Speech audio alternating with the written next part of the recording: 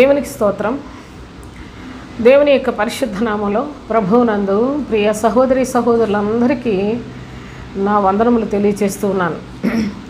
ప్రభు అయిన తండ్రి ఆయన తన యొక్క రాజ్య నివాసులుగా మనలను చేర్చుకోవటానికి ఈ లోకములో మన ఆత్మలకు తోడయ్యుండి ఆయన చేసే గొప్ప కార్యములు, ఆయన యందు నిరీక్షణ కలిగిన వారిని ఆయన నడిపించే విధానం చాలా అద్భుతమైంది. యేసుక్రీస్తును ఈనాడు అందరూ శరీర అవసరతల కొరకు, ఏదో శరీర క్షేమం కొరకు మాత్రమే అంగీకరిస్తున్నారు. కానీ సోదరులారా, ఒక దినాన అట్టి వారందరూ కూడా అవమానపరచబడతారు. నిజముగా ఆత్మస్వరూపుడైన ప్రభువును ఆత్మతో సత్యముతో ఆరాధించి ఆత్మ కొరకే మనము క్రీస్తునందు జీవించినట్లయితే అలాంటి వారందరూ కూడా నిత్య రాజ్యములో సదాకాలము ప్రభువుతో కూడా ఉంటారనే సంగతులు పరిశుద్ధ గ్రంథంలో చాలా చాలా విస్తారంగా వ్రాయబడి ఉన్నాయి. కానీ వాటన్నిటిని ఆ వ్రాయబడిన లేఖనములను కూడా శారీరకముగా దాన్ని అన్వయించుకొని శరీర సంబంధమైన బోధలు చేయుచున్న వారు ప్రజలను, దేవుని యొక్క ప్రజలను మరి దారి తప్పించేస్తూ ఉన్నారు. మరి మనం గత వీడియోలో చూసినట్లయితే మనుష్యుడు రొట్టె వలన మాత్రము కాదు, దేవుని నోట నుండి వచ్చు ప్రతి మాట వలన జీవించును అనే సత్యాన్ని మనం మరి నేర్చుకున్నాం. మనుష్యుడు జాగ్రత్తగా చూడండి, రొట్టె వలన మాత్రము కాదు, దేవుని నోట నుండి వచ్చు ప్రతి మాట వలన జీవిస్తాడు.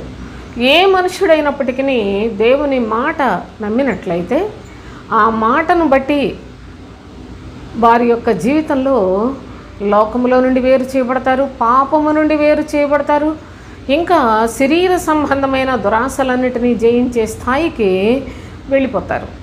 కానీ ఇక్కడ ఈ దినం నేను ప్రత్యేకంగా మీకు కొన్ని అనుభవాలు చెప్పాలనుకుంటున్నాను. మరి మనుష్యుడు దేవుని నోట నుండి వచ్చు మాట వలన బ్రతుకుతాడని చెప్పాడు కదా. అయితే నీతిమంతుడట విశ్వాస మూలముగా జీవించును అని తెలియచేస్తున్నాడు. మనుష్యుడు అంటే ఎవరు? నీతిమంతులు. ఈ నీతిమంతుల గురించి మరలా ప్రభువు చెప్పిన ఈ మాట మనం ఆలోచన చేసినట్లయితే, మనుష్యుడు అనగా దేవుని యందు భయభక్తులు కలిగి ఎవరైనా జీవించుట దేవుని మాట వలననే జరుగుతుంది అని చెప్తున్నాడు. కానీ నీతిమంతుడు విశ్వాస మూలముగా జీవించును అంటే నిజముగా ప్రభువునందు విశ్వాసం ఉంచి, అనగా భక్తిగా జీవించే అలాంటి నీతిమంతుడైన దేవాతి దేవుని యొక్క స్వరూపమే నీతి స్వరూపుడవగు తండ్రి అని మరి ప్రభువైన యేసుక్రీస్తు తండ్రిని మొరపెట్టుకుంటూ ఆయన తన తండ్రి నీతి స్వరూపుడు అని స్పష్టముగా లోకమునకు తెలియజేశాడు. ప్రభువైన యేసుక్రీస్తు కూడా ఆయన నీతి సూర్యుడు అనే సంగతిని నేను మీకు చాలాసార్లు చెప్తున్నాను సోదరులారా. అయితే ప్రభువునందు విశ్వాసం ఉంచినవాడు, అనగా దేవుని యందు విశ్వాసం ఉంచుట, క్రీస్తునందు విశ్వాసం ఉంచుట, ఈ రెండు అనుభవాల యొక్క వ్యత్యాసం తెలుసుకొనుటయే ప్రస్తుత కాలంలో భక్తి కలిగిన వారికి చాలా అత్యవసరం. కేవలం మేము దేవుని నమ్ముకున్నామని చెప్పుకున్నట్లయితే వాళ్ళు అక్కడే ఆగిపోతారు సోదరులారా. దేవుడు తన ప్రియ కుమారుణ్ణి లోకంలోనికి పంపించాడు కనుక ఈ విషయాన్ని అసలు అందరూ కూడా మరి అపార్థంగానే, వాళ్ళ క్రైస్తవ జీవితంలో దాన్ని తెలుసుకోకుండానే భక్తి కలిగిన వారని భ్రమలో ఉన్నారు. కనుకనే ఈ లేఖనములు మరి చాలా సత్య సంబంధమైనవి. మీరు జాగ్రత్తగా వింటేనే కానీ వీటి వ్యత్యాసాన్ని తెలుసుకోలేరు కూడా. అయితే ప్రభు యొక్క మాట మీరు గమనించండి. నేను ఈ రెండిటి యొక్క భేదాన్ని మీకు చెప్తున్నాను. మనుష్యుడు రొట్టె వలన మాత్రము కాదు, దేవుని నోట నుండి వచ్చు ప్రతి మాట వలన జీవించును అని చెప్పాడు. బాగుంది. నీతిమంతుడు విశ్వాసమూలముగా జీవించును అన్నాడు. ఈ దినం ఈ యొక్క వీడియోలో దీని గురించి కొన్ని అనుభవాలు మనం లేఖనాల్లో నుండి నేర్చుకుందాం. రోమీయులకు రాసిన పత్రిక 1వ అధ్యాయం 16-17 వచనాలు చదువుదాం. సువార్తను గురించి నేను సిగ్గుపడివాడను కాను. ఏలయనగా నమ్ము ప్రతివానికి, మొదట యూదునికి గ్రీసు దేశస్థునికి కూడా రక్షణ కలుగు చేయుటకు అది దేవుని శక్తి అయి ఉన్నది. ఎవరికైనా ఈ సృష్టిలో మనిషి అనేవారు ఎవరైనప్పటికీ వారికి రక్షణ కలగాలి అంటే కేవలము సువార్త ద్వారానే. సువార్త ద్వారానే నా ప్రియ సహోదరి సహోదరులారా. చూడండి, మొదట యూదునికి గ్రీసు దేశస్థునికి కూడా రక్షణ కలుగు చేయుటకు అది దేవుని శక్తి అయి ఉన్నది. కనుక సువార్తను గురించి నేను సిగ్గుపడివాడను కాను.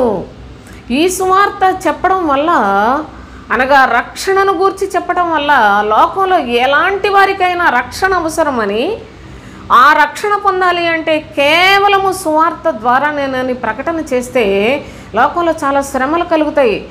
ఏదో తప్పు చేసి దెబ్బలు తిన్న వాళ్ళ లాంటి పరిస్థితులు మరి భక్తులకు కలుగుతుంది. కనుక అందుకే భక్తుడు అంటున్నాడు, నేను సువార్తను గురించి సిగ్గుపడివాడను కాను, ఏ శ్రమైనా నాకు పర్వాలేదు, అది దేవుని శక్తి. కనుక ప్రజలందరికీ రక్షణ కలుగుటకు సువార్తయే ఆధారం. కనుక ఆ సువార్త ప్రకటించడానికి నేను ఎందుకు సిగ్గుపడతాను అని అపోస్తలుడైన పౌలు చాలా స్పష్టంగా తెలియచేస్తూ ఆయన అంటున్నాడు కదా. చూడండి, దేవుని శక్తి అని చెప్పాడు సువార్తను గూర్చి. ఎందుకనినా నీతిమంతుడు విశ్వాస మూలముగా జీవించునని వ్రాయబడి ఉన్నది అన్నాడు. నీతిమంతుడు విశ్వాస మూలముగా జీవించును. ఆల్రెడీ నీతిమంతుడట. నీతిమంతుడికి ఈ లోకంలో స్థానం ఉందంటారా? అసలు మీరు చూడండి, లోకములో ఎంత చెడుతనం చేస్తే అంతగా ప్రజల చేత మరి గొప్పవాడు అనిపించుకుంటాడు, అధికారి అనిపించుకుంటాడు. ఎంత చెడ్డవాడైతే వాడికి భయపడతారు సోదరులారా. ఇది లోకంలో ఉన్న సహజమైన పరిస్థితులు. అయితే ప్రభు అయిన యేసుక్రీస్తు ఆయన ఏం చెప్తున్నాడంటే, ఏ మాట చెప్పినా ప్రభువు పరలోకం గురించి మాత్రమే ఆయన మాట్లాడి ఉన్నాడు. ఆత్మను గురించి మనకు స్వార్థను ప్రకటిస్తూ, ఆత్మ బ్రతకాలి అంటే శరీరము దాని కోరికలు చంపేసుకోవాలి అని చెప్తూ, ఆయన నిత్యము జీవించే ఆత్మను గురించి మాత్రమే సువార్తను ఆయన ఈ లోకములోనికి పరలోకము నుండి తీసుకొచ్చాడు. పరలోకములో నుండి ఆయన దిగి వచ్చాడు సోదరులారా. ఆ యొక్క పరలోక రాజ్య సంబంధమైన సంగతులను ఈ లోకములోనికి ప్రత్యక్షపరుస్తూ అనేక సంగతులు తెలియచేశాడు. కనుకనే ఈ యొక్క సువార్తను అంగీకరించి నీతిగా బ్రతుకుతున్నవారు ఈ లోకములో వారు చాలా చాలా శ్రమలను ఎదుర్కోవలసిన పరిస్థితులు ఉన్నాయి. కనుక ప్రభు అంటున్నాడు, నీతిమంతుడు అన్నాడు. దేవుని యందు భయభక్తులు కలిగి నీతిగా జీవించే వ్యక్తి మరి విశ్వాసము ద్వారానే జీవించగలడు అని చెప్పాడు. చాలామంది యేసు ప్రభువును గురించి చాలా చండాలమైన మాటలు మాట్లాడుతూ ఉంటున్నారు సోదరులారా. ప్రస్తుతం మనం చూస్తున్నాం. అసలు సువార్త అంటేనే బాబో ఇదొక భయంకరమైన మాటల్లాగా భావించుకుంటున్న చెడిపోయిన మనస్తత్వం కలిగిన చీకటి ప్రజలు అసలు సువార్త అనేదాన్ని ఎన్నటికీ వినకూడని మాటల్లాగా భావించుకొని వాళ్ళ బ్రతుకులు వాళ్ళే తగలబెట్టుకుంటూ ఉన్నారు. వారికి వారే హాని చేసుకుంటూ, వారికి వారే మరణానికి పాతాళానికి సిద్ధపడుతూ ఉన్న పరిస్థితులు కూడా మనం చూస్తున్నాం. మీకు అర్థం చేసుకోగలిగితే అర్థం చేసుకోండి, లేకపోతే కనీసం విని లేఖనాలు చూసైనా అర్థం చేసుకోవడానికి ప్రయత్నించండి. అది కూడా లేకపోతే దేవుని యొక్క కృపకు మీరు అపాత్రులని తెలుసుకోనండి. ఇక్కడ ప్రభు అయిన యేసుక్రీస్తుని గురించి మరి అపోస్తలుడైన పౌలు ఒక మాట తెలియచేస్తున్నాడు. నీతిమంతుడు విశ్వాస మూలముగా జీవించును. దీని గురించి ఈనాడు క్రైస్తవ జనాంగం అని చెప్పుకొనిచున్న వారు ఎందరూ తెలుసుకున్నారో, ఎందరూ నిజముగా విశ్వాస మూలముగా బ్రతుకుతున్నారో నాకు తెలియదు. కానీ దేవుని యొక్క పరిశుద్ధ లేఖనాల్లో ప్రభు అయిన యేసుక్రీస్తు మనుష్యుడు రొట్టె వలన మాత్రము కాదు, దేవుని నోట నుండి వచ్చు ప్రతి మాట వలన జీవించునని చెప్తే అపవాదికే చెప్పాడు ఆయన. అయితే అపోస్తలుడైన పౌలు నీతిమంతుడు విశ్వాస మూలముగా బ్రతుకును అనే అంశాన్ని చాలా దృఢముగా ఆయన తెలియచేస్తూ ఉన్నట్లు మనం గమనిస్తున్నాం.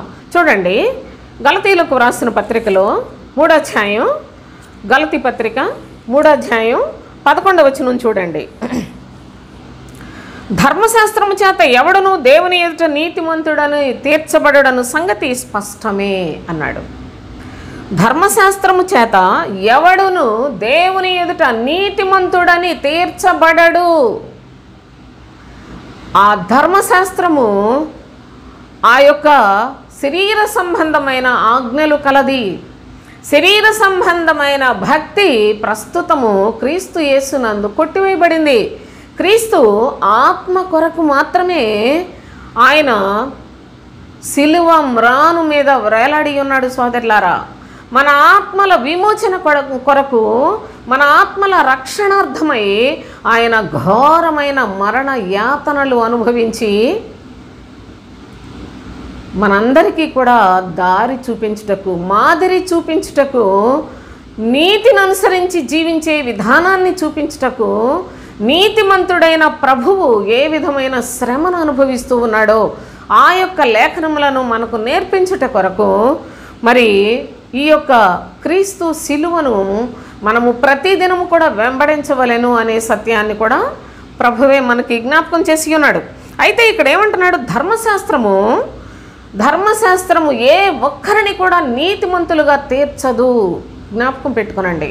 మీరు గమనించండి, ప్రస్తుత కాలంలో ధర్మశాస్త్ర సంబంధమైన బోధలే చెప్పుకునే సంఘములు, ఆ సంఘములు బయటికి మాత్రం చాలా ప్రత్యేకమైనవిగా, ఘనత కలిగినవిగా, మరి మహిమ కలిగిన సంఘాలని వాళ్ళకు వాళ్ళు చెప్పుకుంటారు. కానీ వాళ్ళకు దేవుని శక్తి లేదు సోదరులారా. వాళ్ళు దేవుని మాటలే చెప్పుకుంటారు, కానీ దేవుని శక్తిని ఆశ్రయించని భక్తిహీనతతో మునిగిపోయిన వారు. అందుకనే ధర్మశాస్త్రమే అనగా దేవుని నమ్ముకుంటే దేవుడు ఆశీర్వదిస్తాడు, మనకు క్షేమంగా బ్రతుకుతాం, అన్ని విషయాల్లో చక్కగా మనం దేవుని యొక్క మాట ప్రకారంగా జీవించి పాపపు కార్యములు చేయకపోయినట్లయితే మనము దేవుని చేత హెచ్చింపబడతాం, గొప్ప చేయబడతాం అనుకునే భక్తి ధర్మశాస్త్ర సంబంధమైన భక్తి. కానీ ఇలాంటి భక్తి ఏ ఏ సంఘాల్లో ఉందో చూడండి. వాళ్ళందరూ ఈనాడు సంఘములు కొట్టుకుంటున్నారండి, గొడవలు పడిపోతున్నారు సోదరులారా. అంతేకాదు వాళ్ళల్లో వాళ్ళే విపరీతమైన వ్యతిరేక భావములతో, ధనాపేక్షతోటి, నిజముగా వారి యొక్క దుర్బోధల చేత దేవుని యొక్క ప్రజలందరినీ నాశనం చేసేది కాకుండా లోకములో ప్రభు యొక్క పరిశుద్ధ నామానికి అవమానకరంగా వాళ్ళు కొట్టుకునే వీడియోలు కూడాను యూట్యూబ్లో కనిపిస్తున్నాయంటే మరి వాళ్ళ భక్తి ఎక్కడ? వాళ్ళకి అసలు భక్తి ఉన్నదా నేను అడుగుతున్నాను. వాళ్ళందరూ ఇలాంటి నీచ ప్రవర్తన కలిగి బ్రతకడానికి గల కారణం ఏంటో తెలుసా? వారికి క్రీస్తు సువార్త తెలియదు. చూస్తున్నాం, హెబ్రోను సంఘములో గొడవలు చాలా చాలా తీవ్రమైన స్థాయిలో గొడవలు ముదిరిపోతున్నాయని వాళ్ళ గురించి మాట్లాడుకుంటూ ఉంటే, నేను ఒక సంఘం పేరెత్తి చెప్తున్నాను అనుకోకండి, యూట్యూబ్లో డైరెక్ట్గా కనిపిస్తుంది, సర్వలోకం అది చూస్తుంది. నేను చెప్పడం వల్ల ఎవరినో నేను విమర్శిస్తున్నాను అనే ధోరణిలోకి మీరు దయచేసి వెళ్ళొద్దు. ఆ సంఘములలో ఉన్న బోధ అంతా కూడాను ధర్మశాస్త్ర సంబంధమైనదే. వాళ్ళకి అసలు నీతి గురించి తెలియదు సోదరులారా, అసలు నీతి గురించి తెలియదు. కనుకనే వాళ్ళకి బాగా చదువుకున్న వాళ్ళు, బాగా చాలా చాలా భక్తి కలిగిన వారిలాగా కనిపించే వ్యక్తులే మీకు ఆ సంఘాల్లో కనిపిస్తారు. కానీ వారిలో దేవుని యొక్క శక్తి ఉండదు. వాళ్ళు దేవుడంటే ఆసక్తి కలిగిన వారే, కానీ వారు దేవుని నీతిని ఎరుగక తమ స్వనీతిని స్థాపింపబూనుకొనిన ప్రజలు. కనుకనే ఆ స్వనీతితో వాళ్ళందరూ కొట్టుకు చస్తున్నారు. వాళ్ళందరూ కూడా దేవునికి బహుగా అవమానాన్ని కలిగిస్తూ ఉన్నారు. కనుక ధర్మశాస్త్రము ఎవరిని కూడా నీతిమంతులుగా తీర్చదు. జాగ్రత్తగా గమనించండి. మరి ఆ యొక్క ధర్మశాస్త్రము దేవుని మాట కాదా? అవును, దేవుని యొక్క మాటలే. ప్రభు అయిన తండ్రి మోషేకి ఆనాడే ఆయన ధర్మశాస్త్రాన్ని ఇచ్చాడు. ఎందుకనగా ఆ కాలమందు ప్రజలందరూ దేవుని యందు భయభక్తులు కలిగి జీవించడానికి కొన్ని ఆజ్ఞలను దయచేశాడు. అయితే ఆ ఆజ్ఞలు వారు పాటించలేకపోగా ప్రారంభంలో చాలా బాగానే బయలుదేరారు ఇశ్రాయేలీయులు కూడా దేవుని యొక్క ఆజ్ఞలు ఇచ్చినప్పుడు. కానీ దేవుని యొక్క ధర్మశాస్త్రాన్ని అనుసరించి జీవించుట ఎంతో కష్టము కనుక సోదరులారా, శరీర సంబంధమైన మాటలను వాళ్ళు ఎంత నెరవేర్చుదామనుకున్నా వాళ్ళ శక్తి సరిపోలేదు. ఎందుకనగా ధర్మశాస్త్రము బలహీనమైనది. ధర్మశాస్త్రము దానిని అనుసరించి వారందరినీ కూడా బలహీనులుగా చేస్తుంది. అందుకని ధర్మశాస్త్రము యొక్క బలహీనతల నుండి విడిపించుటకు ప్రభువైన యేసుక్రీస్తు శక్తి కలిగిన వాడై పరలోకములో నుండి తండ్రి యొక్క ఆత్మ కలిగిన వాడై భూలోకమునకు దిగి వచ్చి ఉన్న సంగతిని కూడా లేఖనాల్లో మనం గమనిస్తూ ఉన్నాం. కనుక ఈనాడు సంఘములలో ఏదో దేవుని సన్నిధిలో పాపం చేయకూడదు, లేకుంటే మరి ఈ లోక సంబంధమైన మనుషుల్లాగా ఉండకూడదు, విగ్రహారాధనలు చేయకూడదు, ఇది కాదు భక్తి. అవి చేయకూడదు. అది బలహీనమైన భక్తిలో చాలా బలహీనమైనది. ధర్మశాస్త్రమును అనుసరించుట ఏ ఒక్కళ్ళు కూడాను ఆత్మలో శక్తి కలిగిన వారు కారు, నీతిగా ఎప్పటికీ కాలేరు, నీతిమంతులు కాలేరు అనే సత్యాన్ని పరిశుద్ధ గ్రంథమే తెలియచేస్తుంది. ధర్మశాస్త్రము మనుషులందరినీ కూడా బలహీనులు చేస్తుంటే ప్రభువైన క్రీస్తు విశ్వాసమును, ఈ లోకములోనికి విశ్వసించుట అనే చక్కని పదాన్ని, చక్కని బ్రతుకును ఈ లోకములో ఆయన శరీరము ద్వారా క్రియాపూర్వకముగా చేసి చూపించి మనలను కూడా విశ్వాసులుగా తయారు చేయుటకు పూనుకొని ఉన్నాడు. దేవునికి స్తోత్రం. అయితే గమనించండి మీరు, భక్తుడైన హబక్కూకు, అసలు హబక్కూకులో ఆయన ఏం చెప్పాడో అనే సత్యాన్ని కనుక మీరు ఆలోచన చేసినట్లయితే ఇది చాలా ప్రజలందరికీ కూడాను తెలియవలసిన సత్యమైన సువార్త సోదరులారా. గమనించండి, ప్రస్తుత కాలంలో మనం ధర్మశాస్త్రము క్రింద లేము. విశ్వాస మూలముగా బ్రతికే పద్ధతిని నేర్చుకోవలసిన అవసరతను ప్రభువు మనకు తెలియజేస్తూ ఉన్నాడు. చూడండి, హబక్కూకు గ్రంథం 1వ అధ్యాయం 13వ వచనం నుంచి చదువుకుందాం. నీ కనుదృష్టి దుష్టత్వమును చూడలేనంత నిష్కళంకమైనది కదా.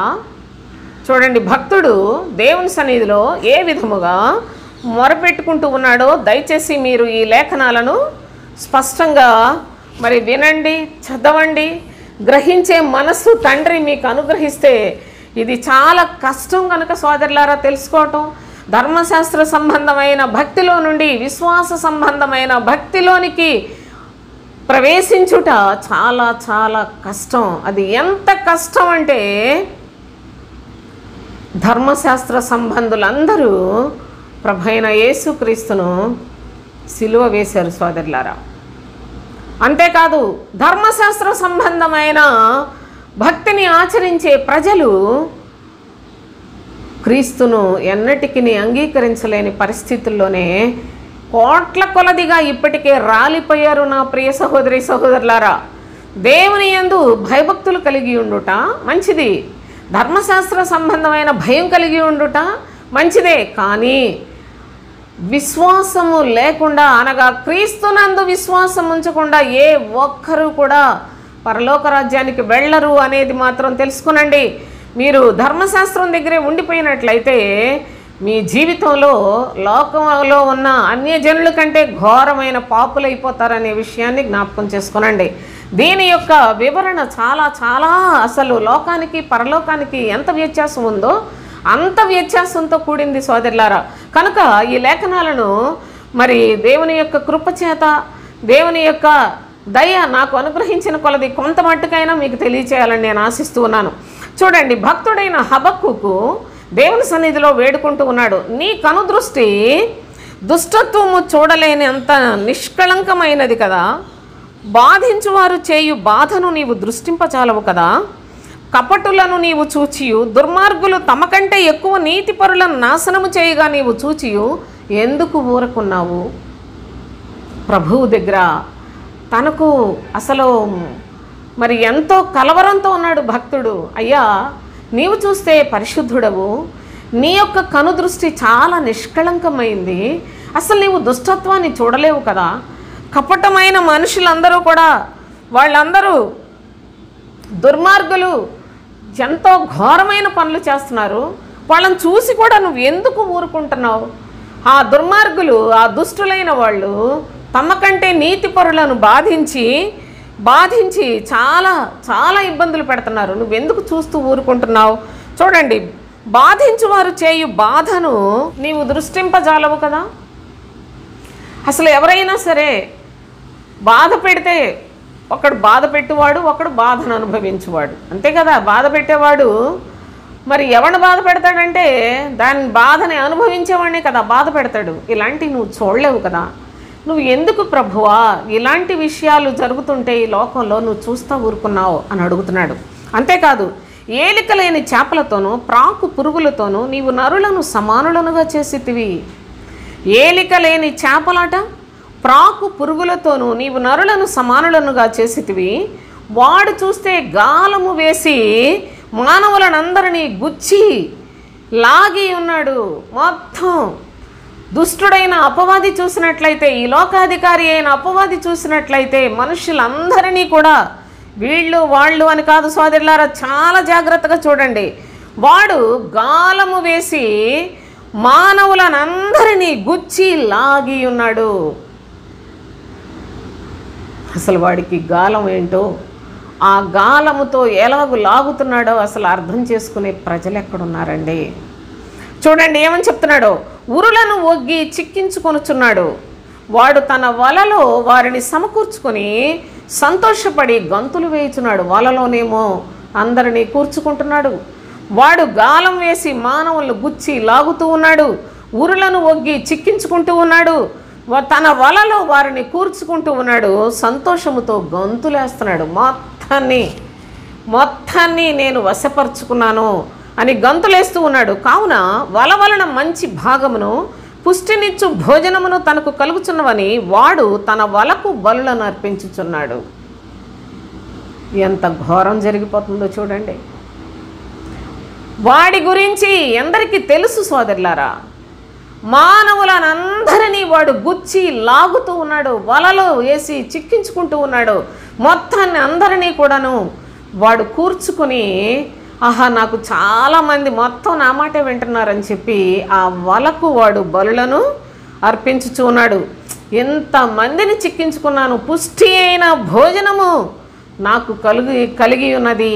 ఎంతమంది మనుషులను చంపుటయ్యే వాడి భోజనం కదా. ఆది నుండి కూడా అపవాది అయిన వాడు చెడ్డవాడు, అబద్ధికుడు, మోసగాడు.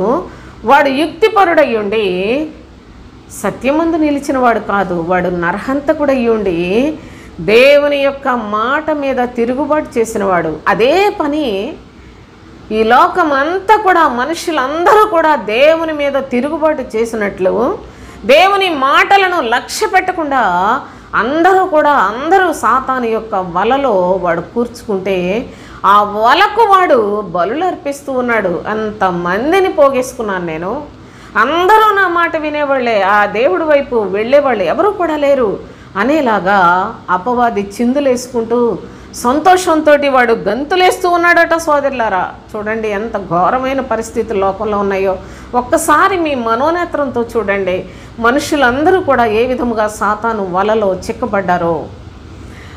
లోకమంతా కూడాను సాతాను యొక్క బలము చేత నింపబడి ఉన్నది. ఆ లోకము కొరకు, ఆ లోకములో ఉన్న ఆశల కొరకు భక్తి చేస్తున్నారా నా ప్రియ సహోదరి సహోదరులారా? అట్టి వారందరూ, లోకాశల కొరకు ప్రార్థన చేసే వాళ్ళందరూ కూడాను సాతాను యొక్క వలలో కూర్చబడిన వారే. లోకములో గొప్పగా జీవించాలనుకొని ఉన్నతమైన భోగాలు అనుభవించి, సుఖాలు అనుభవించి, గౌరవాలు పొంది, అధికారాలు పొంది, లోకములో పెద్ద పెద్ద చదువులు చదువుకొని చూడండి ఎంత చెడిపోయిన వ్యవస్థలన్నీ కూడా చాలా యుక్తితో వాటి పనిని నెరవేర్చుకుంటూ తెలివైన వాళ్ళు అనుకుంటున్నారు. కానీ ఈ లోకములో మానవులంతా కూడా సాతాను యొక్క వలలోనే కూర్చబడి ఉన్నారని గ్రహించగలిగిన వాడు ఎవడున్నాడు?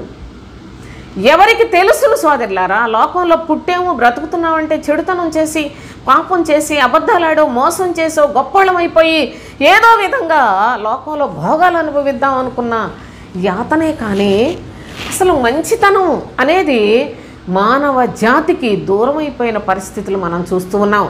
అంతేకాదు, ఈనాడు దేవుని యొక్క ప్రజలని చెప్పుకుంటున్న వాళ్ళందరూ కూడా వారు అనుభవించే భోగాలు చూడండి, వారు కోరుకునే సుఖాలను చూడండి ఒకసారి, వారి యొక్క మరి మోసకరమైన బోధలను చూడండి.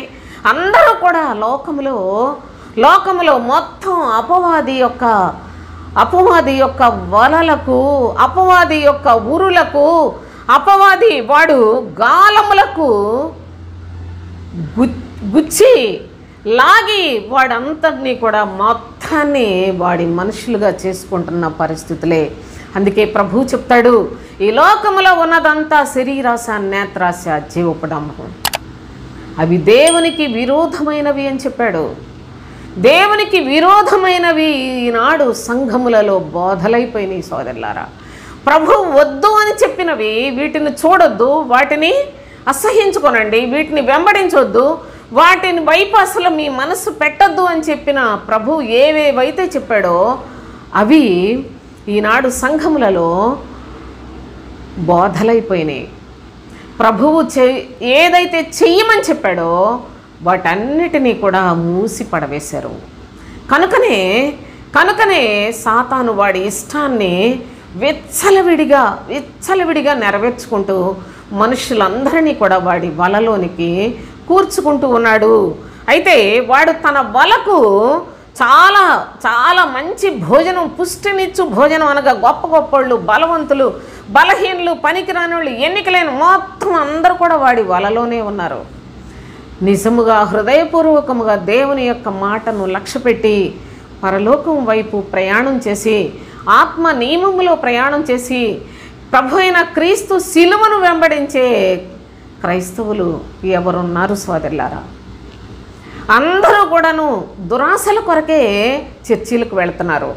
అందరూ జీవపు డంభము కొరకే, అనగా లోకంలో ఆశీర్వాదాలు, గొప్పలో ఉన్నతమైన మంచి ధనవంతులైపోవడానికి ఈ లోక భోగముల కొరకు ప్రభువుని ప్రార్థన చేసుకుంటూ, ప్రార్థన అనే దానికి అర్థం తెలియని క్రైస్తవులే కానీ నిజముగా మనస్సుతో దేవుని యందు భయభక్తులు కలిగి, హృదయశుద్ధి కలిగి జీవించేవారు ఎందరు ఉన్నారు సోదరులారా?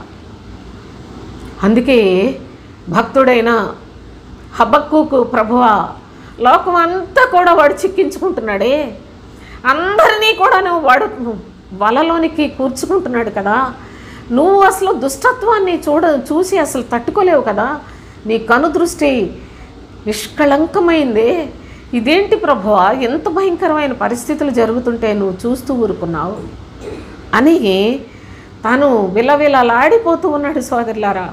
ఎందుకనగా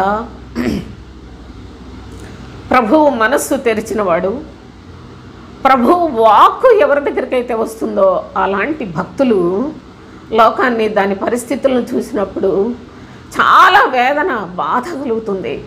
అందరూ నశించిపోతున్నారు, ఇప్పటికీ కూడా నశించిపోతూనే ఉన్నారు. అంటే ప్రభు అయిన యేసుక్రీస్తు లోకంలోనికి వచ్చి 1000 సంవత్సరాలు అయిపోయినాయి, అయినా ఇప్పటికీ కూడా ప్రభువుని చూడలేని వారు ఎందరున్నారండి. ప్రభువుని అంగీకరించమని చెప్పి ఆయనకి దూషణకరంగా బ్రతికేవారు మరెందరున్నారండి. అసలు ఏమైపోతుంది క్రైస్తవ్యం అని ఆలోచన చేస్తే చాలా వేదనకరమైన పరిస్థితులు నిశ్చయంగా కన్నులకు కనిపిస్తూ ఉన్నాయి. చూడండి, ఇంకా ఏమని చెప్తున్నాడంటే, తన ఉరులకు ధూపం వేయించున్నాడు, వాడు ఎల్లప్పుడూ తన వలలో నుండి దిమ్మరించుచుండవలెనా? వాడి ఇష్టమైనట్లుగా ఏలుబడి చేస్తూ ఉన్నాడే, వలలో పెడతాడు, అనుభవించినంత అనుభవిస్తాడు, పారేసినంత పారేస్తూ ఉంటాడు, వాడి ఇష్టం వచ్చినట్టు చేస్తున్నాడు మనుషుల్ని. ఎప్పటికీ మానకుండా వాడు జనములను హతము చేయుచుండవలెనా?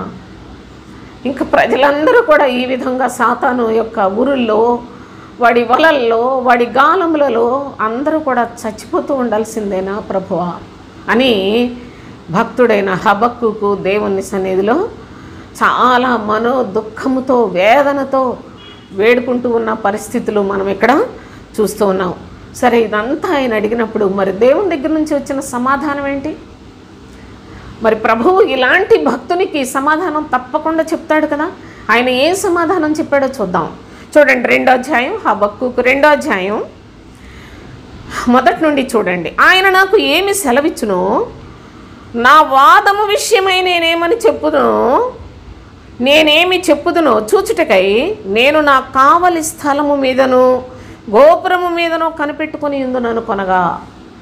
అయితే నేను ఇప్పటి వరకు నా ప్రభు సన్నిధిలో నా బాధనంతా తెలియచేశాను, ఎందుకు ఇలా జరుగుతుంది అని.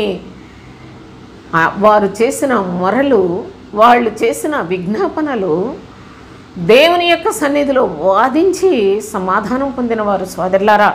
కనుకనే నాకు ఏమి సెలవిస్తాడో చూద్దాం అని కనిపెడుతూ ఉన్నప్పుడు చూడండి, యెహోవా నాకు ఇలాగ సెలవిచ్చాను, చదువువాడు పరిగెత్తుచు చదువు వీలగునట్లు నీవు ఆ దర్శన విషయమును పలక మీద స్పష్టముగా వ్రాయము. నేను చెప్పేది పలక మీద స్పష్టముగా వ్రాయము. ఎలాగూ? చదువువాడు పరుగెత్తుచు చదువు వీలగునట్లు. పరుగెత్తుతూ చదవగలరా అండి? అంటే పరుగెత్తుతూ చదివే లాంటి అంత వీలుకరముగా స్పష్టముగా పలక మీద వ్రాయమని చెప్తూ ఉన్నాడు. అనగా పరుగెత్తుతూ అంటే నిజముగా దారిలో అటు ఇటు ఇటు అటు పరిగెడతా చదవలాగా చదివేవాళ్ళు వాళ్ళు చదువుకోగలిగినట్లుగా వ్రాయమని కాదు సోదరులారా. పరుగెత్తువాడు చాలా చక్కగా చెప్పాడు చూడండి. చదువువాడు పరుగెత్తుచు, పరుగెత్తుట అంటే పరుగు పందెములో ఉన్నాం. పరుగు పందెములో అనగా ప్రభు అయిన క్రీస్తునందు పరుగు పందెం గురించి ఎన్నో సంగతులు లేఖనాల్లో వ్రాయబడి ఉన్నాయి. విశ్వాసి పరుగెత్తే విధానం ఏంటి? బోధకుడు పరుగెత్తవలసిన విధానం ఏంటి? బోధకుడు క్రీస్తు సువార్తను అంతకు విస్తారమైన అనుభవముల్లోనికి సంఘమును నడిపించుటకు పరుగెత్తాలి, అనగా దానిని పరుగెత్తుట అన్నాడు. ఆ విధముగా బోధించి ప్రజలను పరలోకం వైపు సిద్ధపరచుట అనేది బోధకుడు పరుగెత్తవలసిన ఆ యొక్క విధానాన్ని దాన్ని పోల్చి చెప్పాడు. అయితే విశ్వాసులు కూడా పరుగెత్తుట, ఈ పరుగు పందెములో ఓపికతో పరిగెత్తుదాము అంటాడు అపోస్తులైన పౌలు హెబ్రీయులకు రాసిన పత్రిక 12వ అధ్యాయంలో. అక్కడ ఏమని చెప్తాడు? మీరు విసిగిపోవద్దు, అలసిపోవద్దు. మన ముందున్న క్రీస్తును చూడండి, మనం రక్తము కారునంతగా ఇంకనూ మనం పాపంతో పోరాడలేదు. మీరు విసిగిపోవద్దు, అలసిపోవద్దు, ఓర్పు కలిగి సహనం కలిగి ఒకరికంటే ఒకరు మీరు ఎంత ఓర్చుకుంటే పరుగు పందెంలో అంత ముందుకు వెళ్ళిపోతారు. సహోదర బంధం కలిగి ఉండండి. చాలా చాలా పెద్ద పెద్ద సబ్జెక్ట్స్ అండి అవన్నీ. కనుక అలాంటి అనుభవాన్ని ఇక్కడ ఏం చెప్తున్నాడంటే భక్తుడు, ప్రభు ఏమీ నాకు సమాధానం ఇస్తాడో, ఏం చెప్తాడో, నాకు ఆయన ఏం మాట్లాడతాడో చూద్దామని కనిపెట్టుకుంటూ ఉన్నప్పుడు ప్రభువు చెప్తున్నాడు కదా, చదువువాడు పరిగెత్తుచు చదువ వీలగునట్లు నీవు ఆ దర్శన విషయమును పలక మీద స్పష్టముగా వ్రాయుము అన్నాడు. చాలా స్పష్టంగా ఈ సంగతిని నీవు రాబోయే తరాలకు ఈ సంగతిని వారు గ్రహించినట్లుగా నీవు ఈ సంగతి చెప్పవయ్యా. ఇప్పుడు వరకు ప్రభువా అంతా చాలామంది అందరూ కూడా మనుషులందరూ కూడా ఈ విధంగా చచ్చిపోవాలా, వాడందరినీ చంపేస్తున్నాడు, అందరు ఆత్మలు చచ్చిపోతున్నాయి అనేసి ఇప్పటి వరకు నా సన్నిధిలో మొరపెట్టావే, వాదిస్తూ మొరపెట్టావే, ప్రభు సన్నిధిలో పోరాడినట్లు మొరపెట్టావే. ప్రార్థన అనేది పోరాటమే సోదరులారా. అందుకే భక్తుడైన పౌలు అంటాడు, మనము ప్రార్థనలో పోరాడుదుము అంటాడు. కనుక ఈ యొక్క సందర్భంలో మీరు చూసినట్లయితే చదువువాడు పరుగెత్తుచు అనగా దేవుని యొక్క లేఖనములలో అత్యాసక్తి కలిగి ప్రభువు కొరకే జీవించాలనుకున్న వారు నిత్యము గ్రహించున్నట్లుగా ఈ సంగతులను వ్రాయము. అది నిర్ణయ కాలమున ఈ దర్శనం జరగబోతోంది. సమాప్తమగుటకై ఆతురపడుచున్నది, సమాప్తమగుటకై ఆతురపడుచున్నది అంటూ ఉన్నాడు. అంతేకాకుండా అది తప్పక నెరవేరును, అది ఆలస్యముగా వచ్చినను దాని కొరకు కనిపెట్టుము, అది తప్పక జరుగును, జాగు చేయకవచ్చును. ఏంటి రాబోతోంది? ఏంటి జరగబోతుంది? లేట్ అయినా కానీ అనగా ఆలస్యమైనను దానికోసం కనిపెట్టుకోవలసింది ఏంటది అని అది జరగబోతోంది, అది ఆతురపడుతూ ఉంది, సమాప్తం అయిపోవాలని కూడా మొత్తం దేవుడు తన కార్యమును సఫలము చేయటానికి, దాన్ని పరిపూర్ణము చేయుటకు, దాన్ని సంపూర్ణము చేసి సమాప్తము చేయుటకు కూడా ఆతురపడుతూనే ఉన్నాడట ప్రభు ఆనాటి నుంచి కూడా సోదరులారా. అయితే ఇంతకీ ఏంటి ఆ సంగతి అంటే చూడండి, ఆలస్యముగా వచ్చినను దాని కొరకు కనిపెట్టి అది తప్పక జరుగును, జాగు చేయకవచ్చును, వారు యథార్థపరులు కాక తమలో తాము అతిశయపడుదురు. వారు యథార్థపరులు కాక ఒక్కడికి కూడా దేవుని యొక్క భయం కానీ, దేవుని యొక్క సన్నిధిలో యథార్థ హృదయం కానీ లేదు. అయినప్పటికీ వాళ్ళు అతిశయముతోనే ఉన్నారు. అయితే జాగ్రత్తగా చూడండి, పాడు చేసేవాడు అతిశయంతో బ్రతుకుతున్నాడు. ఈనాడు కూడా చూడండి, సంఘములను పాడు చేసి అబద్ధ బోధలు చెప్పేవాళ్ళు చాలా అతిశయంతో బ్రతుకుతున్నారు సోదరులారా. వాళ్ళు మాయ మాటలు మాట్లాడుతూ మనుషుల్ని, లక్షలాది మంది ఆత్మలను హత్య చేస్తూ పెద్ద భక్తుల్లాగా అతిశయంగా భక్తితో ఉన్నామని ప్రజలను భ్రమింప చేస్తూ ఉన్నారు. అయితే ఇక్కడ ప్రభు ఏం చెప్తున్నాడో చూడండి, అయితే నీతిమంతుడు విశ్వాస మూలముగా బ్రతుకును అని చెప్పాడు. ఈ అతిశయముతో బ్రతికేవారు నీతిమంతులు కారు. ఈ యొక్క శరీర సంబంధమైన బోధలతో ప్రజలను నాశనం చేసేవాళ్ళు చాలా అతిశయంగా బ్రతుకుతున్నారు. కానీ అది భక్తి కాదు, వారందరూ కూడాను సాతాను యొక్క మనుషులే. అయితే నీతిమంతులు విశ్వాసమూలముగా బ్రతుకును అని చూడండి, విశ్వాస్యత చేత బ్రతుకును. ఇది జరగబోతోంది, ఇది రాబోతోంది. ఆలస్యమైన దానికోసం కనిపెట్టు, ఇది నిశ్చయముగా జరగబోతోంది. ఇది సమాప్తి చేయుటకు దేవుడు కూడా ఆతురపడుతూ ఉన్నాడు, తొందరపడుతూ ఉన్నాడు. దేని కొరకు? తన ప్రియ కుమారుడైన యేసుక్రీస్తు లోకములోనికి రాబోతూ ఉన్నాడు.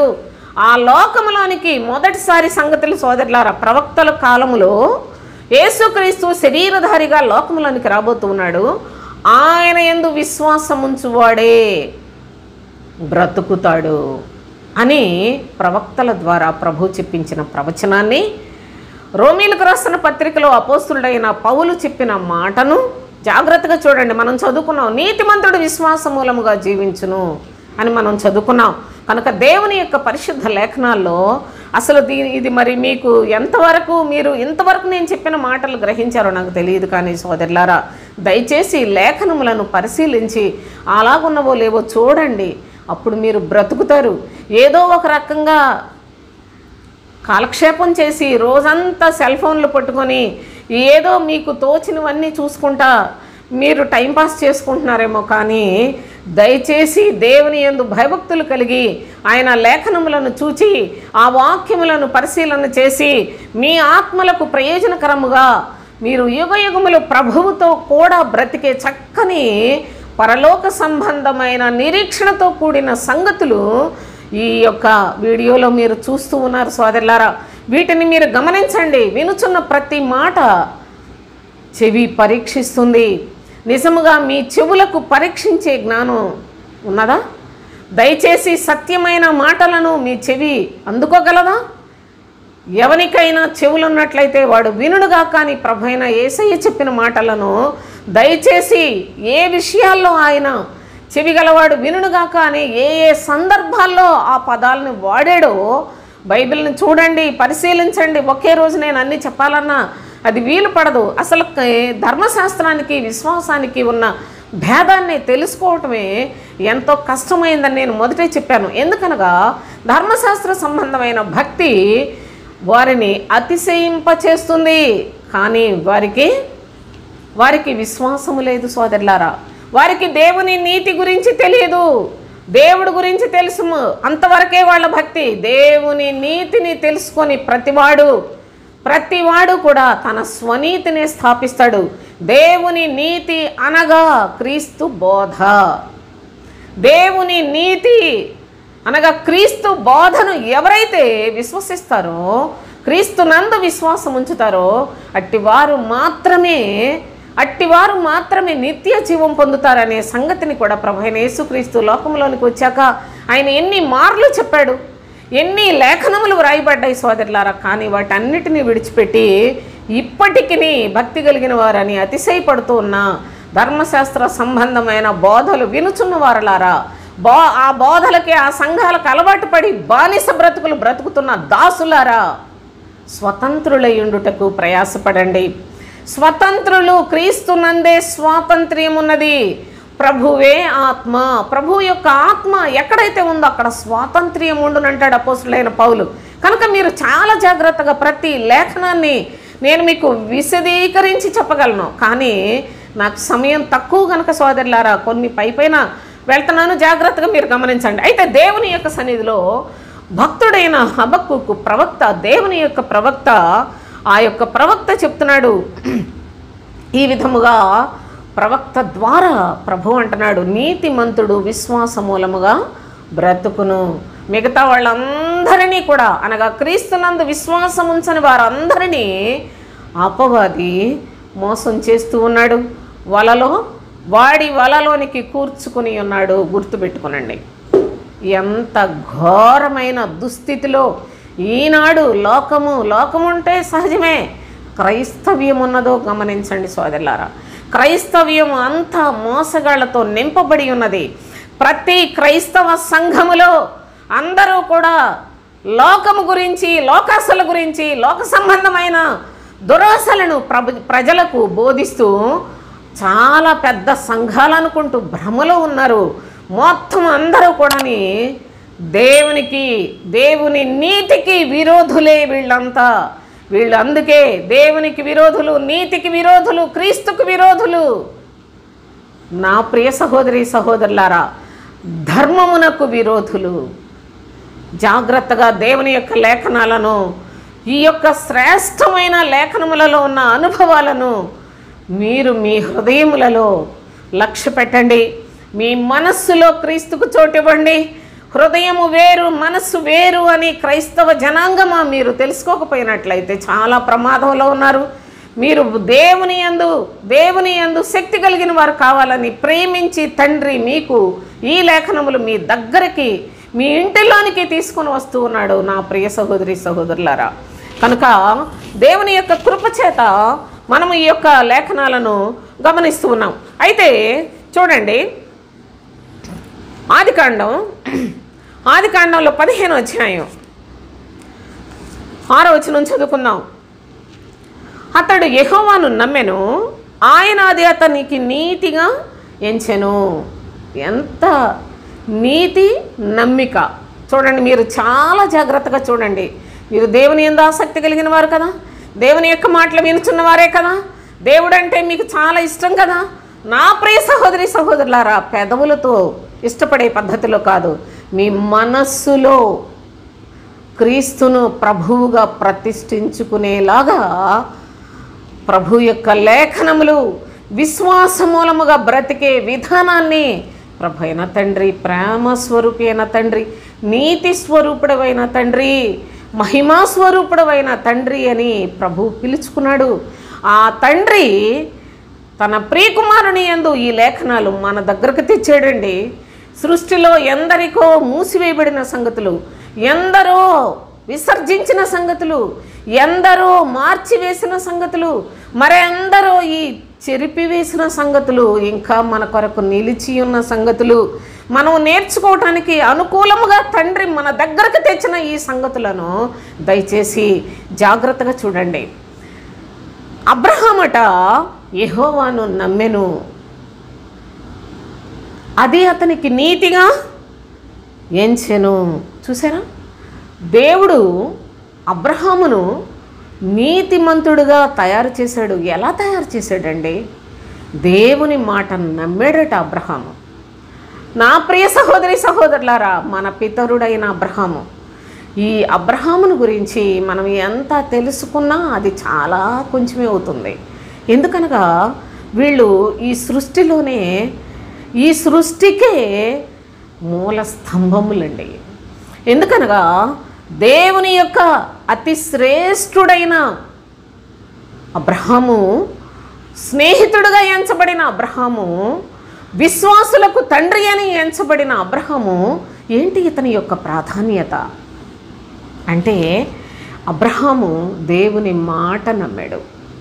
నా ప్రియ సహోదరి సహోదరులారా, మనం కూడా నమ్ముతున్నాం కదండి, మనం కూడా నీతిమంతులం అనుకుంటున్నారేమో. నమ్మికలో ఎంత తేడా ఉందండి. నమ్మిక అనే పదంలో ఎంత తేడా ఉంది సోదరులారా. ప్రభు అయిన సృష్టికర్త తండ్రి ఆయన అబ్రహాముతో నీవు లేచి నేను చూపించు దేశమునకు వెళ్ళు అని చెప్పాడు. ఆలోచన చేశాడా? వెంటనే తన భార్యకు చెప్పాడు, శారాకు చెప్పాడు. ఆమె తన ఇంటి వారు మొత్తం అందరినీ తీసుకున్నాడు. బయలుదేరి ఎక్కడికి వెళ్ళాలో తెలీదు. ఏ ఊరు వెళ్తున్నారు తెలీదు. మీ ప్రయాణం ఎంతవరకు తెలీదు. మరి ఎక్కడికి వెళ్తున్నారు అని అడిగితే, నా దేవుడు ఎక్కడికి తీసుకెళ్తే అక్కడికి, నా దేవుడు ఎక్కడ ఉండమంటే అక్కడికి, నా దేవుడు ఏది చెప్పాడో ఆ మాటను పట్టుకొని వెళుతున్నా అని బయలుదేరేటండి. నా ప్రియ సహోదరి సహోదరులారా, చెప్పిన వెంటనే బయలుదేరాడు. మనకి ఎన్ని వాక్యాలు విన్నామో చేస్తున్నామా? ఎన్ని వాక్యాలు అనుసరించి జీవిస్తున్నామో అని ఎప్పుడైనా మీరు పరీక్ష చేసుకుంటున్నారా? ఒకసారి ఆలోచించండి. లోకానికి ఇవన్నీ వెర్రి మాటలు, కానీ దేవుని యందున్న ప్రతి వారికి ప్రాణాధారమైన మాటలు. సిలువను గురించిన వార్త లోకంలో వెర్రిగా కనిపిస్తుంది, వెర్రితనంగా కనిపిస్తుంది, కానీ అది నమ్మిన ప్రతి వారికి దేవుని యొక్క శక్తిని ఇస్తుంది సోదరులారా. లోకంలో మనల్ని ఎవరు లక్ష్య పెట్టరు, ఎందుకంటే మనము లోకమునకు, లోకము మనకి వ్యతిరేకంగా ఉంటుంది. భక్తి అనేది యేసయ్య సాతానుకు విరోధం, సాతాను యేసయ్యకి విరోధం. మనము దేవుని యొక్క పిల్లలుగా బ్రతుకుతున్నాం. ఈ లోకము దాని నటన గతించిపోయే కాలము ఆసన్నమైంది. ఈ లోకము దాని యొక్క చెడుతనం అంతా కూడా అగ్నికి వేగిరపడుతూ ఉంది. నా ప్రియ సహోదరి సహోదరులారా, లోకముతో శిక్ష అనుభవించకుండా దేవుడు మనలను లోకములో నుండి వేరు చేశాడు. దేవునికి స్తోత్రం. మనలను పరలోకవాసులుగా చేయటానికి తన ప్రియ కుమారుణ్ణి మనకి మధ్యవర్తిగా పంపించాడండి. ఇంతకన్నా ప్రేమ ఎవరు చూపిస్తారు సోదరులారా? కనుక దేవుని యొక్క శ్రేష్టమైన నామంలో ప్రభు మనకి జ్ఞాపకం చేస్తూ ఉన్నాడు. అబ్రహాముని గురించి మనకు తెలియాల్సిన అవసరం ఏముంది? మనం దేవుని నమ్ముకుంటున్నాం, చర్చికి వెళ్ళాం, భక్తి చేస్తున్నాం. మన భక్తిలో చాలా బాగా మంచి భక్తి చేస్తున్నాం అనుకుంటూ వెళ్ళిపోవటానికి ఆధారమే లేదు సోదరులారా. ఆ మంచి భక్తి చేస్తే నీవు ఒక మంచి కుటుంబంలో చేర్చబడాలి. ఆ మంచి కుటుంబమే అబ్రహాము యొక్క కుటుంబం. పరిశుద్ధ గ్రంథంలో దేవుని యొక్క అద్భుతమైన కార్యాలు చాలా వింతగా ఉంటాయి. అబ్రహాము యొక్క కుటుంబంలో చేర్చబడాలి. అబ్రహాం అనే వ్యక్తి ఈ లోకములో ఎవరైనా కానీ క్రీస్తునందు విశ్వాసం ఉంచితే వారందరికీ కూడా ఆయన తండ్రిగా, దేవుని యొక్క ఏర్పాటండి అది. విశ్వాసులకు తండ్రి అని సృష్టికర్త అయిన దేవుడే ఆయన్ని పిలుచుకున్నాడు సోదరులారా. నా స్నేహితుడు అయిన అబ్రహామా అని పిలిచాడు, నా స్నేహితుని సంతానమా అని పిలిచాడు సోదరులారా. కనుక అబ్రహాము యొక్క ప్రాధాన్యత అసలు ఆయన చూడండి, మనము ధనవంతుడు లాజరు గురించి చదువుకున్న అనుభవంలో కూడా లాజరు చనిపోయి, దరిద్రుడైన లాజరు చనిపోయి అతను అబ్రహాము రొమ్మునకు కొనిపోబడెను. దేవునికి స్తోత్రం. ఒక నడుము వంగిపోయిన స్త్రీ ఆమెను ప్రభువు స్వస్థపరిచి ఈమె అబ్రహాము కుమార్తె అన్నాడు. ఒక జక్కయ్య దగ్గరికి వెళ్ళి, జక్కయ్య త్వరగా దిగు, నేను నీ ఇంటికి రావాలని చెప్పి తన ఇంటికి వెళ్ళి జక్కయ్యలో జరిగిన మార్పు, అతనిలో కలిగిన పశ్చాత్తాపం, అతను ఏ విధముగా తన ప్రవర్తనలో కూడా క్రియలలో మార్పు కలిగి ఉన్నాడు, అది చూసి ఇతడును అబ్రహాము కుమారుడే అన్నాడు ప్రభువు.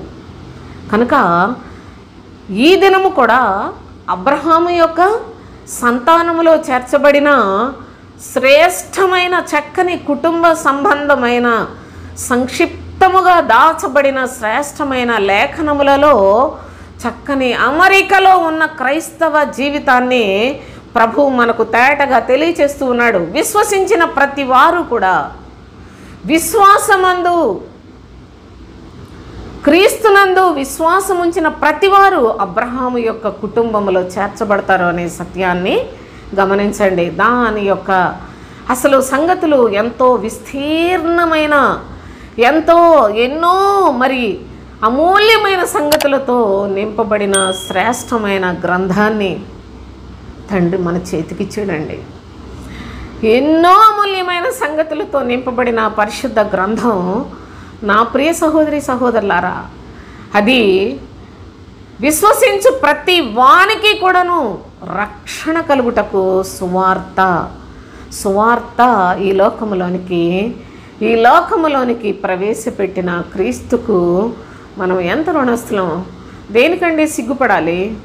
బైబిల్ పట్టుకొని చర్చికి వెళ్ళడానికి సిగ్గుపడేవాళ్ళు, దేవుని పక్షముగా జీవిస్తున్నానని చెప్పుకోవటానికి సిగ్గుపడేవాళ్ళు. అసలు ప్రభు అంటే హృదయంలో ఇష్టమే, కానీ నోటితో చెప్తే ఎక్కడ ఉద్యోగాల్లో ఇబ్బందులు కలుగుతాయో, ఇరుగు పొరుగు వాళ్ళ మధ్య ఇబ్బందులు కలుగుతాయో, అనేకుల మధ్యలో మనకు చిన్న చూపు చూస్తారోనని ఎంతో ఎంతో ఎంతో ఇబ్బంది పడిపోతున్న ప్రజలు కూడా చాలామంది ఉన్నారు. కానీ ఈనాడు మీరు నా నామాన్ని ఒప్పుకోవడానికి సిగ్గుపడుతున్నారు. నేను నా తండ్రి ఎదుట మిమ్మల్ని గురించి సిగ్గుపడతానన్న మాటకు భయపడండి. ప్రభు పరిశుద్ధుణ్ణి కలిగి జీవించడానికి సిగ్గెందుకండి? ప్రభు అయిన దేవుని కుమారుడు రక్షకుని ఆయనను హృదయంలో చేర్చుకున్న మన యొక్క జీవితాల్లో రోషము కలిగి పౌరుషంతో ప్రభువుకు సాక్షార్థంగా జీవించవలసిన వారు ఏదో పెద్ద గొప్పోళ్ళలాగా మనుషులు చాలా తామే భావించుకొని దేవుని యొక్క పిల్లలమని చెప్పుకోవడానికి కూడా ఎందరో సిగ్గుపడిపోయి భయపడిపోయేవారు. మరికొందరు ఏవో కొన్ని లోకంలో భోగాలకు కొన్ని బెనిఫిట్స్ పోతాయని చెప్పి రకరకాలుగా వారి యొక్క జీవితంలో వెనక్కి తీస్తున్న వాళ్ళు ఎందరో ఉన్నారు సోదరులారా. కనుక ఇట్టి వారందరూ కూడా ఒక దినాన సిగ్గుపడతారు, జాగ్రత్త. ప్రభు అయిన దేవుని సముఖంలో నుండి నెట్టివేయబడతారు, జాగ్రత్త. ప్రభు యొక్క కృపను ఆయన కొరకు ఆయన బిడ్డనని చెప్పుకోవటానికి ధైర్యంగా, ఆనందంగా, అతిశయంగా ముందుకు వచ్చి బ్రతకవలసిన వారు ఆయన అంగీకరించామని చెప్పుకోవడానికి ఏదో ఒక పదవి కోసం, అసలు దేవుడు అంటే మాకు తెలియదు, మేము హిందూస్ అని చెప్పుకుంటున్న దుర్మార్గులు కూడా లోకంలో ఎందరో ఉన్నారు సోదరులారా.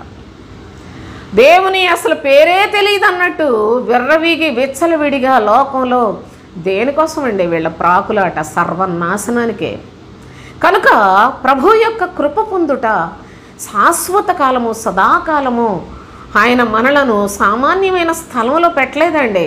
ఆయన రాజులైన యాజక సమూహముగాను, దేవునికి సొత్తైన ప్రజలుగాను, ఏర్పరచబడిన వంశముగాను. ఎన్ని ఆధిక్యతలు ఉన్నాయండి దేవుని యొక్క ప్రజలు. నిజముగా భక్తి చేసే వాళ్ళకి, దొంగ భక్తి, దొంగ బోధలు చేసేవాళ్ళు అందరూ బ్రతుకులు ఎలా ఉంటాయో కూడా ఒక దినాన చూస్తారు సోదరులారా. ఏది విడిచిపెట్టాడు ప్రభు. కనుక మనం ఈ యొక్క అనుభవంలో చూసినట్లయితే అబ్రహాము దేవుని నమ్మెను, అది అతనికి నీతిగా ఎంచబడెను. అబ్రహాము కేవలము ఇంత గొప్పవాడు అవటానికి గల కారణము అనాది నుండి యుగ సమాప్తి వరకు విశ్వాసులందరికీ తండ్రిగా ఉండే అలాంటి అత్యున్నతమైన స్థానాన్ని పొందటానికి గల కారణము దేవుని మాట నమ్మాడట. నా ప్రియ సహోదరి సహోదరులారా, ఆధారం లేనప్పుడు అసలు ఏ పరిస్థితి లోకంలో ఏ మనుషులకి కూడా జరగని, అసలు అది అసంభవం. కానీ ప్రభువైన తండ్రి అబ్రహామును పరిశీలించాడు, పరిశోధించాడు. ఎప్పుడో 100 సంవత్సరాలకు ఒక కుమారుడిని ఇచ్చి, ఆ కుమారుడు ఇదిగో కాస్తంత పిల్లవాడుగా ఉన్నప్పుడే ఇంకా తీసుకొచ్చి నాకు అర్పణ చేయమని చెప్పాడు. వెనక ముందు ఆలోచించాల. నా దేవుడు ఏదైనా సరే ఆయన గొప్పవాడు, మంచివాడు, ఆయన సర్వశక్తిమంతుడు, ఆయన ఏదైనా చేస్తాడు. నా కుమారుణ్ణే కదా అడిగాడు, ఇచ్చేస్తాను. విశ్వాసి అండి. అబ్రహామును పరిశోధించాడట ప్రభు. పరిశోధనలో కూడా ఓడిపోని వ్యక్తిత్వం మన తండ్రి అయిన అబ్రహాముది సోదరులారా. అలాంటి పరిశుద్ధతను కలిగి ఈ రోజున అసలు చెప్పుకోవటానికి కథలే కానీ సోదరులారా, క్రియలేవండి. క్రియలు ఏవి నా ప్రియ సహోదరి సహోదరులారా? అందుకే చెప్పాడు, క్రియలు లేని విశ్వాసులారా ఊరికే నోటితోటి పెదవులతో నాలుకతోటి భక్తి చేసే విశ్వాసులు అందరూ కూడాను ఈనాడు ఎంత వారి యొక్క బ్రతుకుల్లో దేవునికి విరోధంగా బ్రతుకుతూ ఉన్నారో కూడా మరి భక్తుడైన యాకోబు చాలా చక్కగా తెలియజేసిన అనుభవాన్ని కూడా ఈ సందర్భంగా మనం జ్ఞాపకం చేసుకుందాం. చూడండి, యాకోబు పత్రికలో 2వ అధ్యాయం 17వ వచనం చదువుకుందాం. అలాగే విశ్వాసము క్రియలు లేనిదైతే అది ఒంటిగా ఉండి మృతమైనదగును. విశ్వాసము ఒంటరి అయిపోతుందా? క్రియలు లేకపోతే విశ్వాసము ఒంటరి అయిపోతుందట నా ప్రియ సహోదరి సహోదరులారా, తరువాత చచ్చిపోతుందట. బాగా ఆలోచించండి. అబ్రహాము దేవుని నమ్మాడు, అది అతనికి నీతిగా ఎంచబడెను. అంటే నమ్మినవాడు క్రియ చేస్తాడు, క్రియ చేసిన వాడు నీతిమంతుడవుతాడు. కానీ పెదవులతో నమ్మినవాడు క్రియలు ఉండవు సోదరులారా. మేము ప్రభువుని నమ్ముకున్నాం అని చెబుతారు. వారి హృదయంలో విశ్వాసం ఉండదు. వారు నోటితో చెప్తారు, దేవుని యొక్క పిల్లలు గొప్ప సాక్ష్యాలు చెబుతున్నారు కదా, ఆ సాక్ష్యాలు చూస్తే అబ్బో ఎన్ని కార్యాలు చేశాడో దేవుడు వాళ్ళకే, ఎంత గొప్ప భక్తుడో అన్నట్లుగా సాక్ష్యాలు మాత్రం ఉదరగొట్టేస్తున్నారు. కానీ అసలు ఆ సాక్ష్యాలు చెప్పే వాళ్ళకి ఒక్కళ్ళకి కూడా ఒక్క క్రియ కూడా లేదు సోదరులారా. మీరు జాగ్రత్తగా చూడండి. బైబిల్కి సంబంధించి ప్రభువు ఆజ్ఞాపించిన ఆజ్ఞలు ఒక్కటి కూడా వాళ్ళు చేయరు. కానీ నోరు ఉంది కదా, నొప్పి లేని నోరు, ఇష్టం వచ్చినట్టు టపాస్కాయలు పేలిపోతాయి చూడరు, అలా పేలుతూ ఉంటారు. కానీ వీళ్ళ బ్రతుకులకు విశ్వాసము ఉండదు. విశ్వాసము లేని కారణాన వారికి క్రియలు కూడా ఉండవు. ఒకవేళ మేము దేవుని నమ్ముకున్నామని ఒకవేళ ఆ విశ్వాసం కూడా దాన్ని ఏమని చెప్పాడు చూడండి, 18వ వచనంలో, అయితే ఒకడు నీకు విశ్వాసం ఉన్నది, నాకు క్రియలు ఉన్నవి, క్రియలు లేకుండా నీ విశ్వాసము నాకు కనపరచుము, నేను నా క్రియల చేత నా విశ్వాసము నీకు కనపరుతానని చెప్పును. దేవుడు ఒక్కడే అని నీవు నమ్ముచున్నావు, అలాగు నమ్మటం మంచిదే, దయ్యములను నమ్మి వణకుచున్నవి అన్నాడు. దయ్యాలు కూడా నమ్ముతున్నాయి, నువ్వు నమ్మడం ఏంటి? దేవుడు ఒక్కడే అని నమ్ముచున్నావు, మంచిదే. అయితే ఒకడంటాడట, నా దగ్గర విశ్వాసం ఉంది అంటాడు. మరి ఒకడు అంటున్నాడు, నా దగ్గర క్రియలు ఉన్నాయి, నా విశ్వాసాన్ని నీకు చూపిస్తానంటాడు. మరి ఒకడు నా క్రియలు నీకు చూపిస్తానంటున్నాడు. కానీ ప్రభువు చెప్తున్నాడు, దేవుడు ఒక్కడేనే నమ్ముతున్నావు, మంచిదే. దయ్యములు కూడా నమ్ముతూ ఉన్నాయి. దేవుడు ఒక్కడేనని దయ్యాలకు కూడా తెలుసు. అందుకనే వెంటనే చెప్పాడు, వ్యర్థుడా క్రియలు లేని విశ్వాసము నిష్ఫలమైనదని తెలుసుకొని కోరుచున్నావా?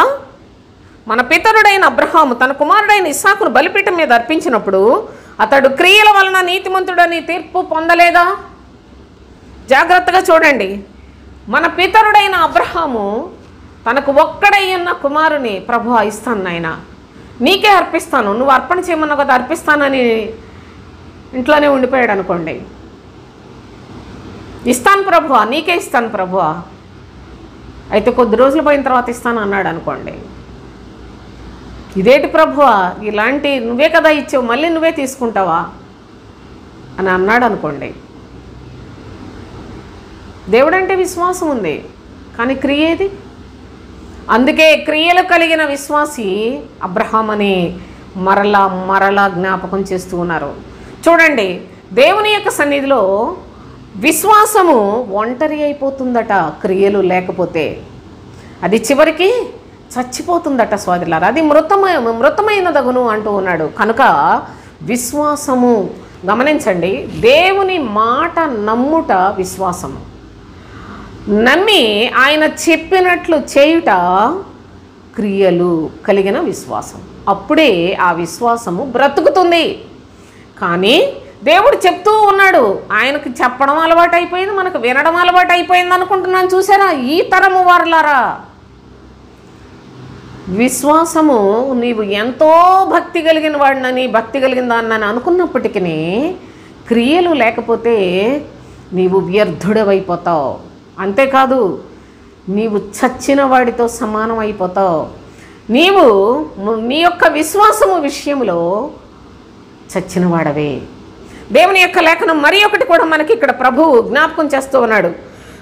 చూడండి 23వ వచనం చదువుదాం. కాబట్టి అబ్రహాము దేవుని నమ్మెను, యాకోబు 2:23. అబ్రహాము దేవుని నమ్మెను, అది అతనికి నీతిగా ఎంచబడెను అను లేఖనము నెరవేర్చబడెను, మరియు దేవుని స్నేహితుడని అతనికి పేరు కలిగెను. ఎక్కడి నుంచి ఎక్కడకు ఎదిగాడో అబ్రహాం ఒకసారి చూడండి. ప్రభువా నువ్వు బయలుదేరమన్నావు, వెంటనే బయలుదేరిపోయాను అని అనగానే దేవుడు ఆయనకు విశ్వాసాన్ని ముద్ర వేయలేదు సోదరులారా. చాలా పరిశీలించి పరిశోధించి అప్పుడు అబ్రహాముకు ఏ విధమైన ఆధిక్యతను కలుగు చేశాడో చక్కగా మరి అబ్రహాము యొక్క మనస్సును, దేవుని యొక్క మాటను, అబ్రహాము యొక్క విశ్వాసాన్ని, అతని యొక్క క్రియలను ఏ విధముగా చక్కగా పొందుపరుస్తూ వచ్చాడో చాలా జాగ్రత్తగా మీరు యొక్క భాగంలో గమనించినట్లయితే, మరియు అతనికి దేవుని స్నేహితుడని పేరు కలిగెను. గమనించండి, ఈ యొక్క సందర్భముగా నేను ఒక విషయం మీకు చెప్తున్నాను. క్రియలు కలిగిన విశ్వాసి నీతిమంతుడు. క్రియలు కలిగిన విశ్వాసి నీతిమంతుడు అనగా మాటలు చెప్పేవాడు చచ్చిపోయిన వానితో సమానమే, వాని విశ్వాసము మృతమైన దగును, వ్యర్థుడు అని చెప్పాడు. అయితే క్రియలు కలిగిన వాడు నీతిమంతుడు అన్నాడు. అందుకని అది అతనికి నీతిగా ఎంచబడెను అని మనకు చాలా తేటగా తెలియచేస్తున్నాడు. క్రియల మూలముగా, జాగ్రత్తగా వినండి, క్రియల మూలముగా విశ్వాసము పరిపూర్ణమవుతుంది.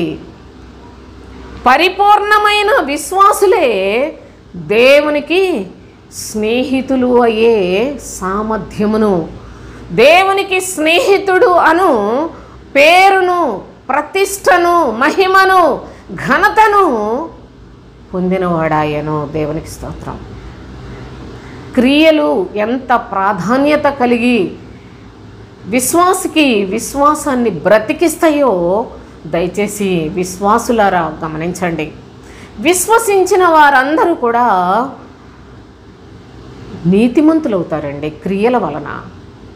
నీతిమంతులకు బ్రతికే విధానాన్ని చెప్తున్నాడు. నీతిమంతులు విశ్వాస మూలముగా బ్రతుకును అన్నాడు. ఎంత లోతైన అనుభవంలో ప్రభువు తన పిల్లలను, తన వారిని సమకూర్చుకుంటూ ఉన్నాడో, ఎలాంటి హృదయ స్థితిని, ఎలాంటి విశ్వాసాన్ని, ఎలాంటి క్రియలు కలిగిన విశ్వాసాన్ని ప్రభువు అంగీకరిస్తాడో దయచేసి ఈ సందర్భంగా మీరు కూడా ఆలోచన చేస్తారని నేను ఆశతో ఈ సంగతులు మీకు తెలియచేస్తున్నాను సోదరులారా. అయితే ప్రభు అయిన యేసుక్రీస్తు ఆయన ఎంతగా మానవ హృదయంలో చోటు కావాలని కోరుకుంటూ ఉన్నాడో, ఆయన ఏదో నేను దేవుణ్ణి, నన్ను చేర్చుకోండి అని చెప్పలా. నేను దేవుడను కనుక మీ అందరి కొరకు నా ప్రాణాన్ని పెట్టాను. మనం ఇంకా పాపులమై ఉండగానే ఆయన మనందరి కొరకు తన్ను తానే అర్పణ చేసుకుని ఉన్నాడని లేఖనము తెలియచేస్తూ ఉంది. నేను ప్రాణం పెట్టి నా కుమారి, నా కుమారుడా మీరు నా వైపు తిరగండి. మీ బాధకులను ఆధారం చేసుకోవద్దు, వాళ్ళు కొంత మట్టుకే. ధర్మశాస్త్రాన్ని ఆధారం చేసుకోవద్దు, అది బాలశిక్షకుడే. కానీ క్రీస్తునందు విశ్వాసం ఉంచితే బ్రతుకుతారు.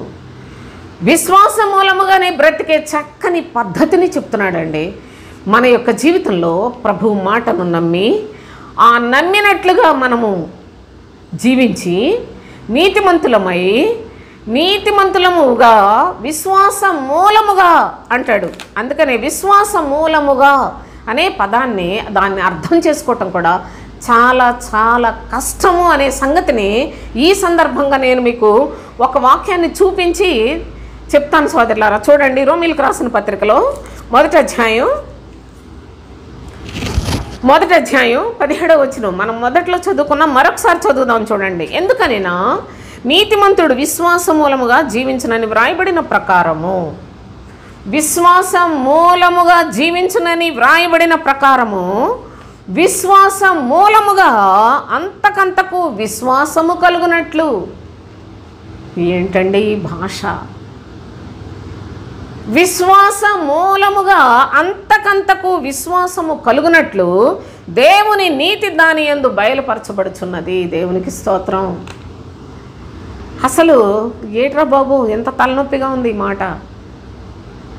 అసలు దీన్ని నేను అర్థం చేసుకొని అది అర్థమయ్యేలాగా నేను చెప్పలేను అని అనిపించింది నాకైతే అర్థమైంది సోదరులారా, చాలా స్పష్టముగా. దయచేసి కాస్త మనసు పెట్టండి, మీకు కూడా చక్కగా అర్థమవుతుంది. ఎందుకంటే గజిబిజిగా ఉంది ఈ మాట. మనస్సుకు ఏంటి అసలుకి, నేను విశ్వాసనే కదా, నేను భక్తిగా ఉన్నాను కదా, నేను భయభక్తులతో జీవిస్తున్నాను కదా, నాకు దేవుడు అంటే ఎంతో ఇష్టం కదా, నేను నిత్యం దేవుడు అనుకుని బ్రతుకుతున్నాను కదా, ఏంటి మళ్ళీ ఇదంతా విశ్వాసం ఏంటి, విశ్వాస మూలముగా అంతకంతకు విశ్వాసము కలుగునట్లు అన్నాడు. విశ్వాస మూలముగా అంతకంతకు విశ్వాసము కలుగునట్లు దేవుని నీతి దాని యందు బయలుపరచబడింది. దేవుని నీతి తెలుసుకుంటా ఎంత కష్టమండి. విశ్వాసము మూలముగా మరలా విశ్వాసము అంతకంతకు మరలా విశ్వాసము కలుగునట్లు అని చెప్పాడు. అసలు ఈ పదముల యొక్క సముదాయం నా ప్రియ సహోదరి సహోదరులారా, పిహెచ్డీలు చేసిన వాడికి కూడా అర్థమయ్యేది కాదండి ఇది. పరిశుద్ధ లేఖనాలు లోక జ్ఞానముతో ఎంత మేధావులు బైబిల్ చదివినా వాళ్ళ మైండ్ తల్లక్రిందులైపోద్దే కానీ వాళ్ళకు ఒక్క ముక్క కూడా అర్థం కాదు సోదరులారా. పరిశుద్ధ గ్రంథం ఆత్మ సంబంధమైంది, అది ఎవరు పడితే వాళ్ళకి అర్థమయ్యేది కాదు. ఆయన జ్ఞానులను సిగ్గుపరిచి వెర్రి వారిని ఏర్పాటు చేసుకున్న మన తండ్రి గొప్ప ప్రేమ, అది సత్యమైన ప్రేమ సోదరులారా. ఆ యొక్క ప్రేమ మన వరకు కూడా వచ్చింది అంటే ఆయన ఎంత ప్రేమ కలిగిన వాడో దాన్ని బట్టి అయినా సరే మనం కొంత అర్థం చేసుకోగలిగిన మనస్సు దేవుడు మనకిస్తే చాలా మంచిది. అయితే ప్రభు అయిన తండ్రి చెప్తున్నాడు, విశ్వాస మూలముగా అన్నాడు. విశ్వాస మూలముగా బ్రతుకును ఎవరు? నీతిమంతుడు. నీతి ఎలా వస్తుంది? దేవుని వాక్యం నమ్మిన దానికి క్రియలు చేసి అప్పుడు నీతిగా ఎంచబడితే ఆ నీతిమంతులు. మరలా చూడండి ఏ స్థాయిలో మనుషుల్ని విశ్వాసము బ్రతికిస్తూ వెళుతూ ఉందో. విశ్వాసం మూలముగా బ్రతికే విధానం ఇందులో దాచబడి ఉన్నదో. నా ప్రియ సహోదరి సహోదరులారా, చాలా జాగ్రత్తగా మీరు ఈ భాగాన్ని 1-2 సార్లు ఈ వీడియోలో లేఖనాలను మీ బైబిల్ని తెరిచి దగ్గర పెట్టుకొని అది ఇది జాగ్రత్తగా వింటూ మీరు ఆ వాక్యాన్ని చూస్తూ గ్రహిస్తారని మిమ్మల్ని ప్రాధేయపడి వేడుకుంటూ ఉన్నాను. ఏమండి, నేనేం కోరుకోలేదు, మీరు వాక్యాన్ని నేర్చుకుని దేవుని యొక్క సన్నిధిలో శక్తివంతులై సాతానుతో పోరాడి జయించి పరలోకమందు ప్రభువుతో కూడా ఉండుట అనే ప్రభువు యొక్క సంకల్పమును నెరవేర్చువారిగా బ్రతకాలనే కదా. నేను ఇంతకన్నా ఏమీ ఆశించలేదు కదా మీ దగ్గర. దయచేసి ఏదో చులకనగా మనుషులను బట్టి చెప్పే మనుషులను బట్టి చులకనగా వాక్యాన్ని నిరర్ధకం చేసుకోకండి. మీకు గొప్పగా కనిపించే వాళ్ళందరూ కూడా దేవునికి విరోధులు సోదరులారా.